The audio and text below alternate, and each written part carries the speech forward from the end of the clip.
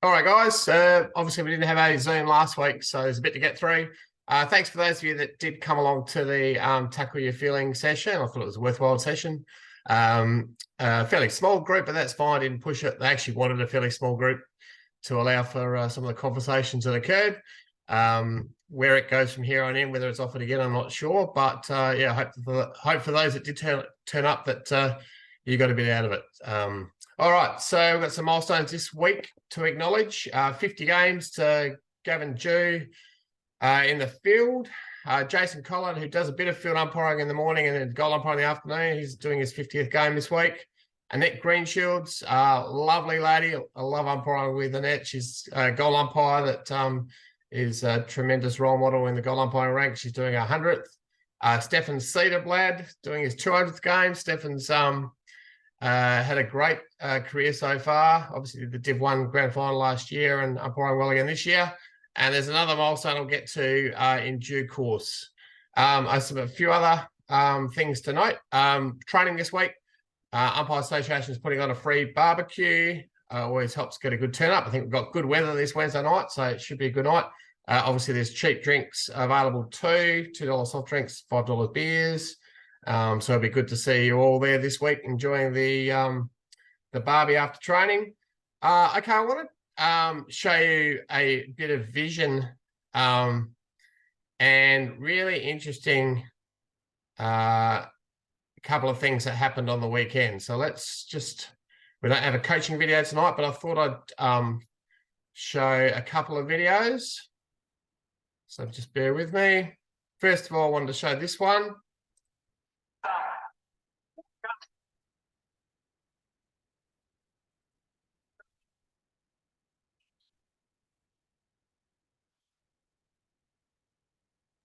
Let it roll.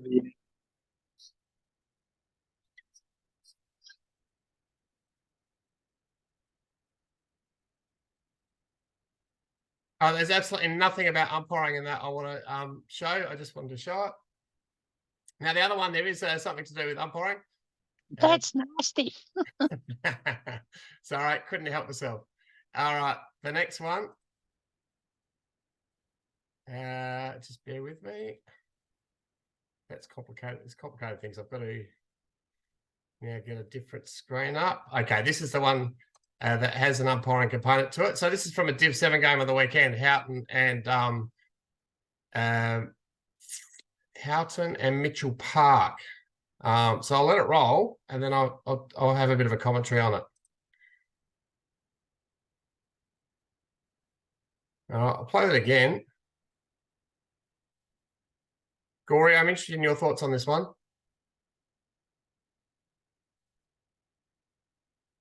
Can you unmute yourself, Ian, and let me know what you saw? Or is he there? He might not be on. Sorry, I thought I saw him. Mark Goods, you want to unmute yourself? Yeah, that looked a bad one. The players arrived second and made head contact with the player trying to pick the ball up. So he's coming at the wrong angle, made bad head contact with him because he's bending over to pick the ball up. That's at least a yellow card, if not red. Okay, thanks, Mark. Rob, did you unmute yourself for a reason? Did you want to make comment on that? Oh, no, I was commenting on Taylor Walker goal. How good. Oh, that's Rob. Sorry. Oh, the other Rob. Sorry. No, it's not Rob. Hey, no, Rob. Before we move on to Rob Midland, you can keep talking about that Taylor Walker goal if you like, mate. I just voted it goal of the year. There you go. No, nice. No, Rob Midland, did you unmute yourself for a reason? I've had trouble connecting sound, Colin, and somehow it's just come back on now. So I've missed everything previous. No worries, mate. You probably glad you missed the previous video. That's all right. Does anyone else want to? I'll show it again. I'll tell you why this is so interesting in a minute. And by the way, Nathan Horn did hand out a red card after that. But there's follow-up from it. Does anyone else want to add to that? Hey Cole, it's Joel here. How you doing? Joel, you are the perfect guy to come on for this, mate. So this incident, right? I don't know if you remember, but this reminds me of I this remember Scotch very College well. I was going to incident bring it up where we're tonight. So, back and forth, like Yeah. bit different, but he sort of came in this case. I reckon. I mean, it's a big call from an umpire perspective again, but I think he's come in. He's chose to turn and bump, so he didn't. Unlike the Scotch incident, which was a few years ago now, where both players were actually coming in with their head over the footy, and then one bloke just turned to actually brace himself more than anything, but still had the eyes on the footy. This incident here, I reckon the guys in the brown, who are they, Houghton? I reckon he came in, but he actually turned. I don't think he had any eyes for the footy. And so I reckon the red card's definitely a good call in this case, because there was no head down for the footy and then bracing with the footy coming in a different direction or anything like that. I reckon. So just for those that don't know, Joel had a very similar incident a few years ago. It was Seaton and Scotch, and Joel paid a high tackle, but that was it. And it was essentially deemed that the Scotch player was contesting the ball as well as the Seaton player. And what the Scotch player did is he turned his body to the side, but the Seaton player ran head first. And so, yeah, it ended up going to a tribunal and the player got let off. It might surprise you, Joel, but I think this is exactly the same. So this red card has been withdrawn. And I'm going to slow-mo it to show you why. I think Nathan Horn did exactly the right thing, because this is a really difficult situation, one of the hardest situations for umpires to judge. And at Div 7 level especially, I don't expect Div 7 umpires to get Nathan normally does high division Div 7, but I wouldn't expect most umpires Div 7 to get this right. And I'll explain. I wouldn't expect umpires at any level to necessarily get this one right. It's such a fine line. So I really just want to raise it to get you thinking about what we have to consider here afterwards, and the decision to basically withdraw this red card is based on the fact that we felt in studying the video that both players reached the ball at exactly the same time, and they were both generally trying to contest the ball. And if you are going into a contest like that, and both players turn their body to the side, you both can contest the ball and essentially bump shoulders. What we've got here and what we had with Joel's situation a few years back was one player that turns to the side and protects himself, and the other one goes head first without protecting himself. So let's slow-mo it so you can see what I'm getting at. I also think that if you're in any doubt, paying a red card isn't a bad thing in this situation. But if you can 100% see, like Joel did at the time, that if you see both players, so let's see if we can slow this down. So here, look where the ball is. Both players actually touch the ball at almost identical time. Oh, yeah, that's player is turning his body to the side. The Mitchell Park player is putting his head down in a dangerous spot. Now, there might be some disagreement with it, and there will be some that will argue that the Houghton players shouldn't have turned around. What I would say to that is, if he was slightly later to the contest and the Houghton player turned his body around and then bumped him in the head, he would be worthy of getting weeks. The fact that he got there at exactly the same time as a Mitchell Park player means that he hasn't done anything wrong. It's a really hard area to adjudicate, and I don't blame Nathan for issuing a red card on the day. And I can understand why some of you thought that was a red card by looking at it. Does anyone want to have any commentary on that? Having a second look at that, I agree with you, Colin. I reckon it's identical. But out on the field, it's like a split-second decision that you've got, like to make a call on that sort of 100%. stuff. Yeah, 100%. And even watching it quickly. So I'll play it again without slow-mowing it down. It's really hard to judge just in normal motion like this. So you could without slow mowing it, you could say that they didn't that he was late to the contest. But again, slowing it down frame by frame is our opinion from the league and eventually Nathan was happy to go along with what I was saying. We decided to withdraw that based on the fact that the Houghton player really didn't do anything wrong. But it was a fine line because if he got there late and chose to turn and bump, then he would be accountable. Anyone else want to make commentary on that before we move on? Really difficult situation, but an interesting one, and it doesn't happen too often quite that close. Usually you'll see a player second to the contest turn his body and deliver a hip and shoulder, and it's like an obvious red card. And more often than not, in those situations, you get both players turn their body so they shoulder to shoulder. It's just awkward when you get this situation where one does and one doesn't. Cole, I think it's also difficult because the Houghton guy is actually going the way he was taught, and the other guy has gone in fundamentally in the incorrect way to actually pick up the ball. Yeah. If he'd actually done what he should have been taught, and probably has been taught, and turned sideways as well, then there's probably no head contact at all. Exactly right. That's exactly what I was saying. I guess it's probably a lack of awareness from the Mitchell Parks player. Really, he was just so focused on getting the ball. He wasn't really aware of where the Houghton player was. So a bit unlucky, but you're exactly right. If they had both turned like the Houghton player had done, then there wouldn't have been an issue. Howard, did you want to say something? Yeah, I do, Colin. Also, the Houghton. Nice Guernsey, by the way, mate. Oh, thank you. Actually, I haven't worn this since 2017. So there you go. Yeah, I was still traumatized.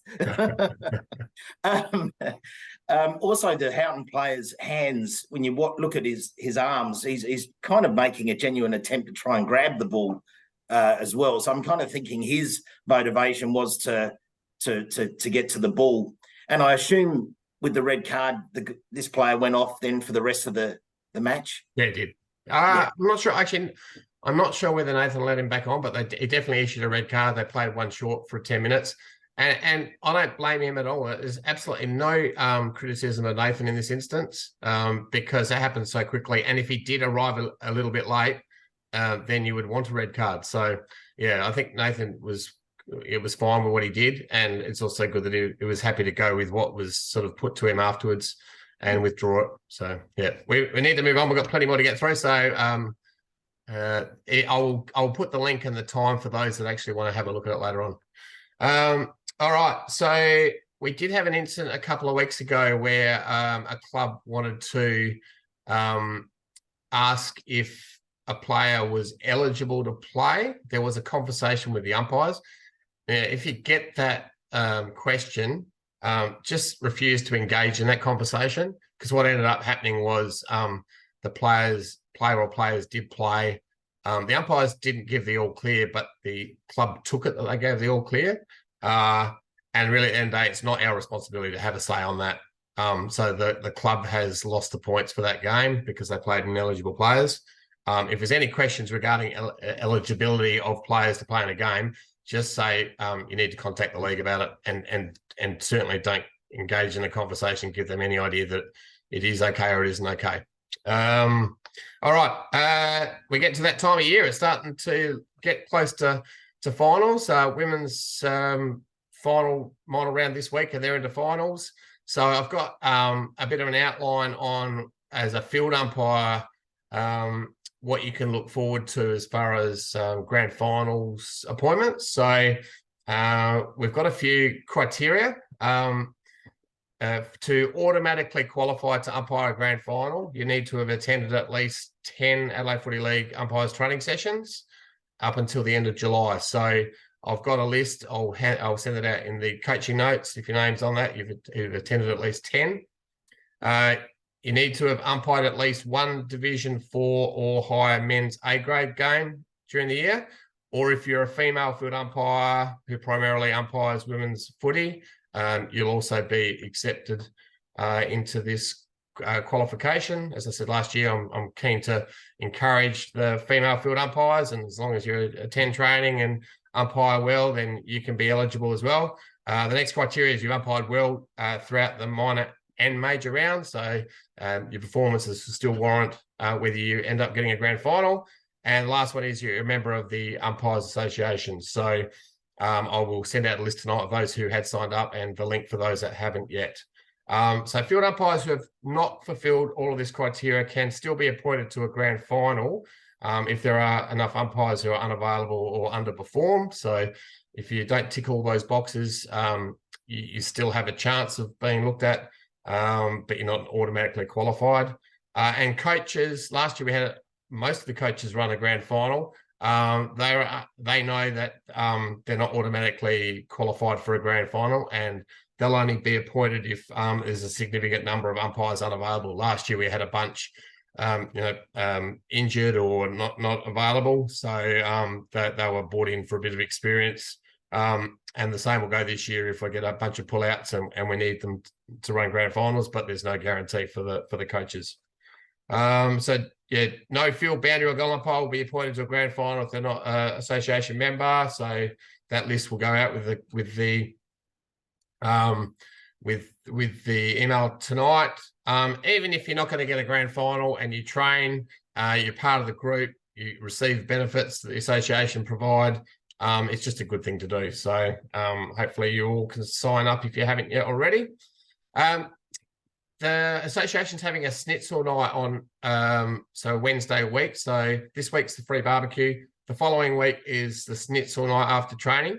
And there will be at the Britannia Hotel at 8 o'clock on that night. So after the schnitzel night, there's going to be a session for any umpire that wants to look at umpiring in the SANFL or looking to progress to the AFL, talking about the career path. So field boundary and goal umpires who are interested in knowing more about that career path encouraged to come along that night. So I'll send emails out about that. A quick note about the Adelaide University Oval. I know Cam McLeod, I can see, is on the line, sort of let me know that the facilities aren't great. And I've spoken to Adrian Howe from Adelaide Uni, who's a terrific fella. I think we just have to suck it up for the rest of the year. There are some renovations for the normal change rooms under the grandstands. So they've got some temporary toilets and showers out the back, but they don't really. There is one that's like there for just the umpires. Are going to get better signage on it, so you don't get the general public going through it. But at the end of the day, just know that the facilities aren't great. It's only for this year. I think we just have to suck it up. And, if you can come along changed and make arrangements afterwards to not necessarily have a shower there. If you have to, you can go in with what is there, but it's nothing fantastic. So just accept that for the next month or so, we have to put up with that. All right. That's all I have on my notes because we haven't met for a couple of weeks. Is there anyone online that wants to bring up any issue, any incident that they've had in the last week or two that they wanted to discuss before I go on to our special guest? Now's the time if you did want to discuss anything. I did have a discussion with, who was it? I can't remember. It might have even been Nathan Horn, but I can't remember. Someone was speaking to me about the fact that the quiz that we did a couple of weeks ago, one of the questions in there actually occurred in the game the following weekend. And if we didn't do the quiz, he would have got it wrong. So that was really nice feedback. So yeah, hopefully, those things that you all learned a bit from that will help in games. But it certainly did for whoever it was I spoke to. All right. I mentioned before we had one other umpire who has a milestone this week. It is a significant milestone, a milestone that no one has ever achieved before. And it's really incredible. It's only half the amount of games he's actually done. But this week, Barry Lewis umpires his 1200th Adelaide Footy League game. So Barry, you want to unmute yourself and come on to the Zoom. On behalf of the whole group, just want to say congratulations. It's a mighty effort. I'd love to have a bit of a chat to you if you can work out how to unmute yourself. Otherwise, this Zoom's going to be fairly short. I know he's there. Come on, Barry. Here. While we're waiting for Barry to unmute, are you there? You are? No. Barry, are you unmuted? Yes, you are. No. Can't hear you, mate. You're still muted. This is going well. He wasn't muted when he was talking about the power losing. While we're waiting for Barry to work out how to unmute himself, does anyone want to step up and say a couple of nice words for Barry? Did I get it? Oh, mate. Did I get it? Yes, finally. Thank you. I've hit it half a dozen times, yeah. All good. All good. Hey, mate, congratulations. That's an almighty effort. Something you must be pretty proud of. Well, yes, longevity is a good thing. And keeping records, I remember when I first started, I had Clare in the B grade with Chris O'Leary, who some might know or some mightn't. And he was filling in a book afterwards. He did the A grade. He did the Colts in the A grade. And I did the B grade. And I said, oh, what are you putting in that book? He said, I keep a record of every game that I umpire, where it was, blah, blah, blah. And great. He said, you want to do that, mate, because you'll like it in years to come. So I did. And, of course, in 1989, when I was the project manager for our computerised HR system, the consultants taught me how to put a spreadsheet and how to do a thing on the computer. So since 1989, it's all been on computer. Nice. Hey, so what was it? What was the first year of umpire? When did you first umpire? 74. 74. Oh, that's 3 years after I was born. Excellent. So how did it all unfold for you? How did you start? Well, I was the secretary of our police social club, and we used to have footy matches between the different divisions around the police. And this day we're at Brighton, and the umpire didn't turn up. And I said, who was organising the umpire? And the guy who was says, oh, yeah. I said, did you get in touch to make sure he's right? No. So the other team's manager said, I will have to call the game off. And I said, has anybody got a whistle? And somebody threw a whistle. So I umpired the game. And over a beer afterwards, somebody said, oh, you didn't do a bad job. So the next week I was out at West Terrace weaning my way in.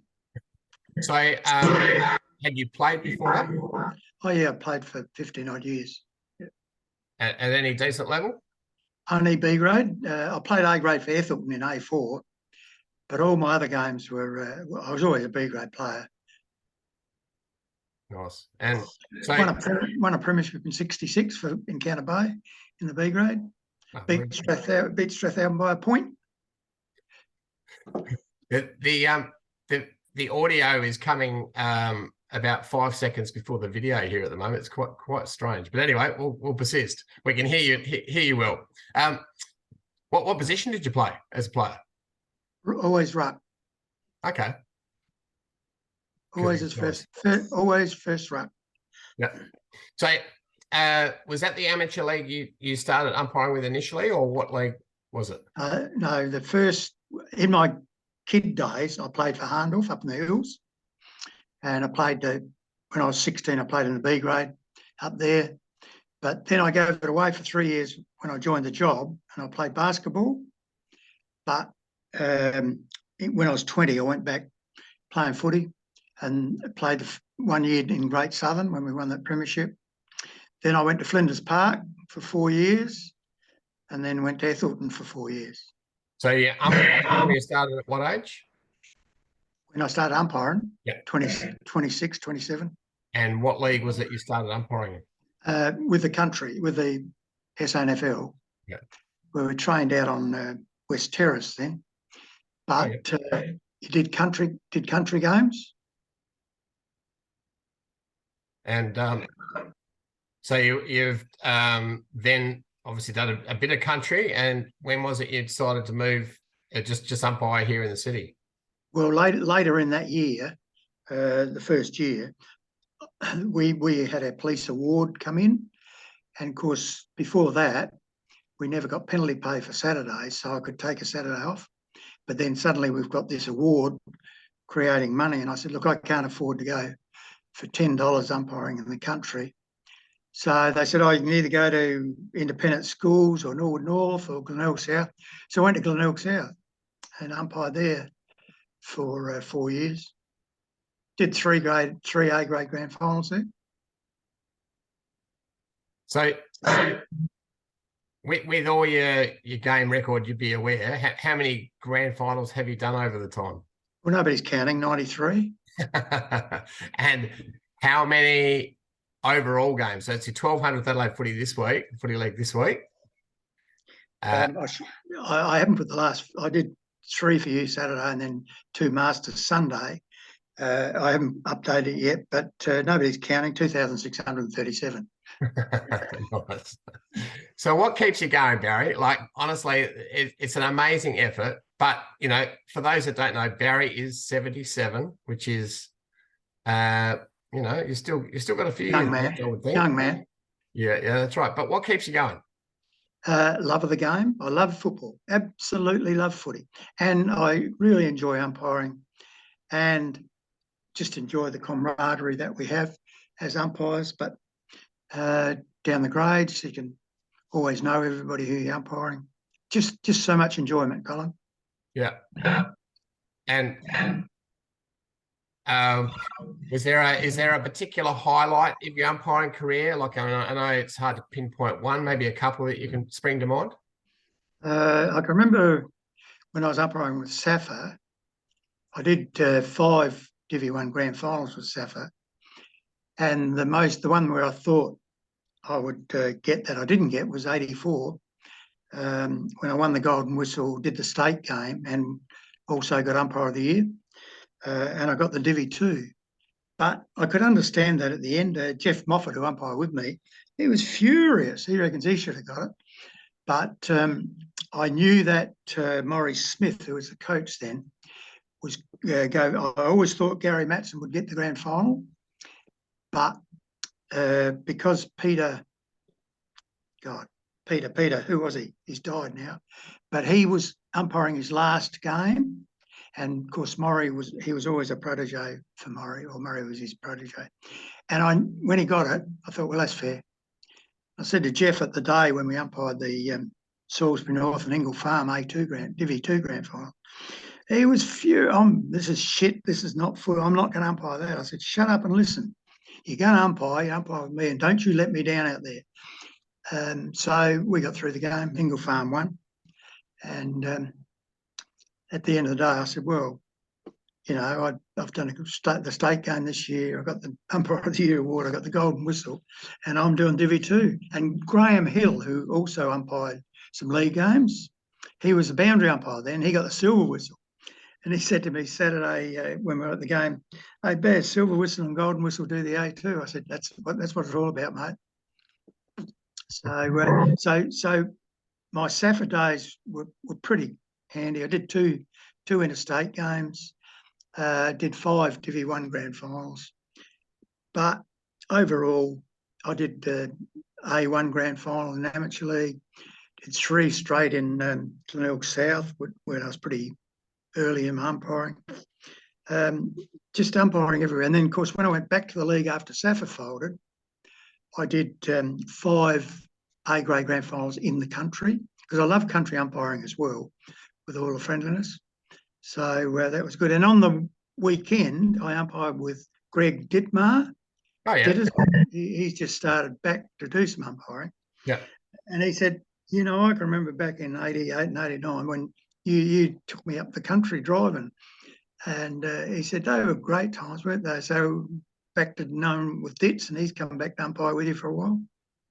But plenty of things happened over the years, plenty of good times, but end of the day, just loved the game. And you spent a bit of time doing my job, being the umpires coach. How long did you do that for it, and how did you find it? Did it for coached for 9 years, assistant coach for 2 years. Yeah, it was always trying to keep the umpires as happy as possible, but I had a good team with me. I had Rexy Lambert was my assistant coach for the whole time, and we used to have get his name in a minute, who was the umpires. Oh, he's passed on too. We had what was his name? Sam, the one who died. He coached for a year. Not Wilson, was it? Was it Wilson or Wallace? Who are you talking about? Yeah, Ian Wallace. Ian Wallace was the chairman for a while. But who was the bloke who died? The umpire, Dominic. Bernardo. Oh, yeah. okay. Yeah. Dominic. Yeah, he done it for 1 year before I did, and they asked me to do it that year. And John Dicker said, "I would really like you to take it on." I said, "Look, I've got too much on my plate as an inspector at the moment and doing the job, so I can try it next year." So the next year I took it and did it for 9 years. So, yeah. But Shrammy was the coach who invited me to come out as assistant.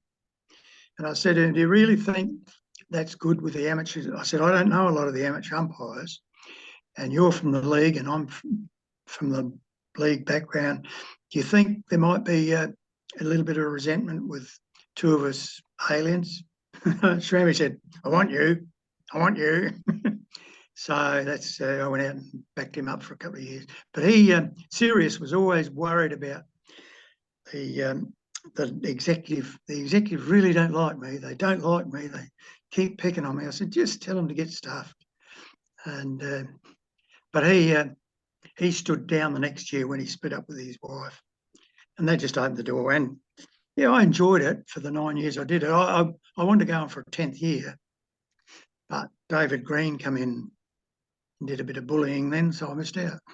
So you combine it all with your police career. Just we haven't got too much time left, but quickly touch on how long you're a police officer for, and I guess what rank did you end up as a police officer?